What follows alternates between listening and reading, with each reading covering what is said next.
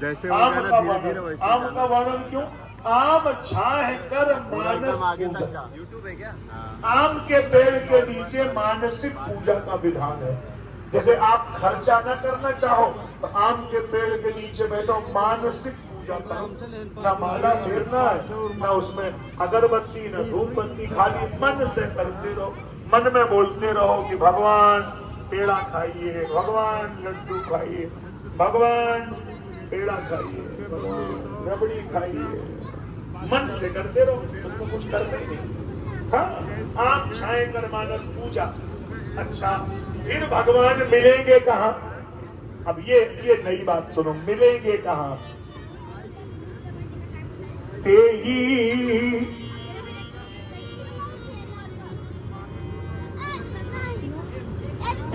तरुवरन मध्य बटु सोहा, मध्य बटु सोहा।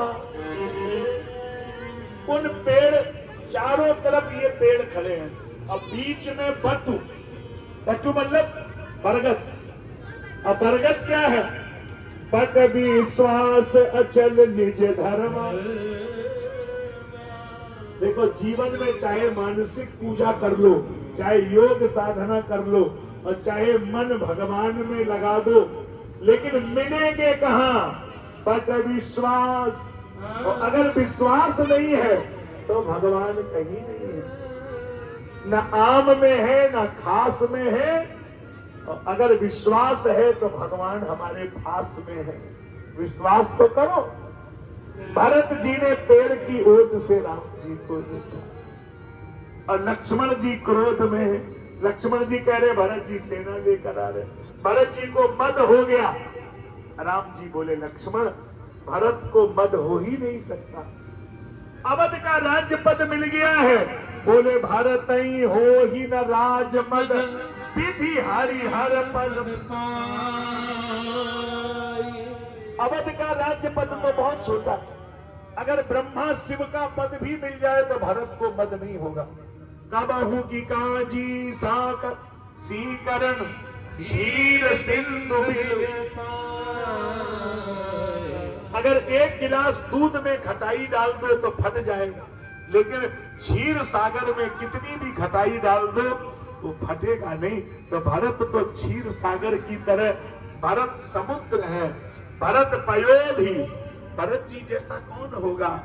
राम जी की समाधि लग गई भाव की, अब भरत जी पेड़ की ओट से गिरना शुरू कर दिया, वहीं से गिर पड़े। पाही नाथ कही पाही गुसाई, भूतल पर हुल कुटकी नाई। कपटी कुटिल मोहि प्रभु चीरा, काते नाथ संग नहीं लेना। चौकरनी समुझे प्रभु मोरी, नहीं विस्तार कलप संगारी। आई धन्य लक्ष्मण बड़ भागी, राम पधार बिंद अनुरागी। पाही नाथ कही पाही गुसाई, भूतल परेल कुटकी नाई। तुरंत उठे प्रभु कृपा अधीरा, कहूँ धनु कहूँ निखंग कहूँ तीरा। धनुष गिर पड़ा, राम जी दौड़ पड़े, भरत भरत भरत। कब तक जमीन में भरत जी गिर पड़े। भरत खड़े हो जाओ। भरत ने कहा राघव, अगर भरत गिरा होता तो खड़ा हो जाता। तुम्हारे चरणों में तो लकड़ी पड़ी है, और लकड़ी को अपने आप गिरना आता है, अपने आप खड़ा होना नहीं आता है। लकड़ी को तो सहारा चाहिए। तब बरबस लिए उठा ही उड़, नाये कृपा निधान। भरत राम की मिलन लखी, बिसरे समय अपा। जब हृदय हृदय का मिलन हुआ, तब दूर विरह का ताप हुआ। सबने देखा बस इसी तरह से, राम भरत का मिलाप हुआ। राम जी भरत जी बाहों में एक दूसरे को भर लिया। आश्चर्य ये हो गया कि मिलन प्रीत किम जाहि बखानी, कभी उड़ अगम करम मन वानी। ये कवियों के लिए अगम है, मन बुद्धि वाणी का विषय नहीं है। दोनों एक दूसरे से मिल रहे हैं। और सबसे बड़ी बात, भरत जी पीछे हाथ लगाते हैं तो भरत जी देखते हैं कि भरत जी का दुपट्टा गीला हो गया। राम जी ने पीछे हाथ लगाया तो राम जी का दुपट्टा गीला हो गया। भरत जी ने कहा, राघव हमारा दुपट्टा कैसे भीग गया? बोले, मैं रो रहा हूं, लेकिन मेरा दुपट्टा कैसे भीग गया?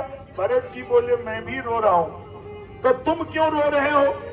राम जी ने कहा, भरत मेरे भगवान रो रहे हैं। तो तुम्हारे भगवान तो प्रभु, मेरे भगवान तो आप हैं, आपका भगवान कौन है? कहा, तुम रात दिन राम राम जपते हो और मुझे जानते हो मैं क्या जपता हूं? भरत सरिस को राम सनेही, जग जप राम राम जप जेही। मैं रात दिन तुम्हारे नाम का जाप करता हूं भरत। तुम्हारे जैसा दुनिया में कोई हो ही नहीं सकता। जौन होत जग जन्म भरत को, सकल धर्म धोरी। कौन दुनिया में धर्म को धारण करता? राम जी भरत जी बाहों में भर करके मिले हैं। और जरा एक बात और हाथ जोड़ के आपसे कह दो, निवेदन करके, प्रार्थना करके, आप जरूर इस बात को मान लेना। देखो, अगर तुम्हारा बड़ा भाई, उसकी मान लो नियत खराब हो जाए और वो तुमको कुछ ना दे, तो तुम समझ लेना हमारे पिताजी ने हमको नहीं दिया। अच्छा, मान लो छोटे भाई की नियत खराब हो तो समझ लेना कि तुमने अपने बेटे को दे दिया। लेकिन मेरी हाथ जोड़ के प्रार्थना है कि दुनिया में किसी का भी धन ले लोगे, शायद कोई कथा पूजा हवन करने से बच जाओगे, लेकिन भाई का धन खाने वाला जीवन में कभी सुखी नहीं रह सकता। कभी भाई की बेईमानी मत करना, इससे बड़ा दुनिया में कोई पाप नहीं होगा। इसलिए कभी ऐसा अपराध मत करना जो भगवान के दरबार में तुम्हें जगह ना मिले। देखो, तुम किसके लिए भाई की बेईमानी करना चाहते हो? केवल अपने बच्चों के लिए?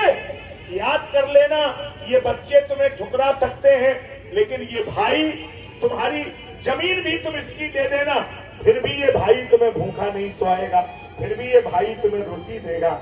इसलिए कभी भाई को इस नजरिए से मत देखो कि बच्चों, जिन्होंने ये दृश्य देखा होगा उनका क्या हाल हुआ होगा। सोचो, कामतगिरी पर्वत भी रोने लगा होगा। ऐसा दृश्य वहां उत्पन्न हुआ। माई के चरणों से भरत जी माथा उठा ही नहीं रहे।